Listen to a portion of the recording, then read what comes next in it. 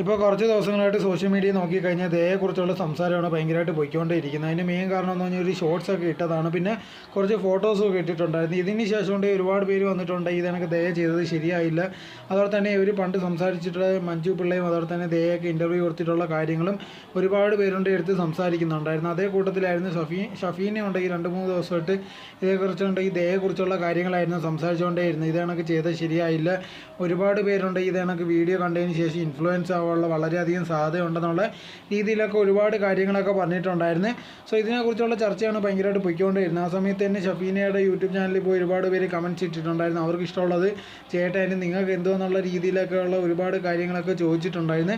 അതിന് മറുപടി എന്നുള്ള രീതിയിൽ ഷഫീന ഉണ്ടെങ്കിൽ ഒരു കമൻറ്റ് ഇട്ടിട്ടുണ്ടായിരുന്നു, ബാക്കിയുള്ള വീട്ടിലെ ആൾക്കാരുണ്ടെങ്കിൽ അങ്ങനെ ആവുന്നതിൽ എനിക്ക് കുഴപ്പമില്ല, എന്നാൽ അവരവരുടെ ഇഷ്ടത്തിന് ചെയ്യട്ടെ, പക്ഷേ എൻ്റെ കുടുംബത്തിലുള്ളവർ അങ്ങനെ ആവേണ്ട ആവശ്യമില്ല, അതുകൊണ്ടാണ് ഞാൻ എൻ്റെ അഭിപ്രായം പറയുന്നതെന്നുള്ള രീതിയിലായിരുന്നു ഷഫീന പറഞ്ഞിട്ടുണ്ടായിരുന്നത്.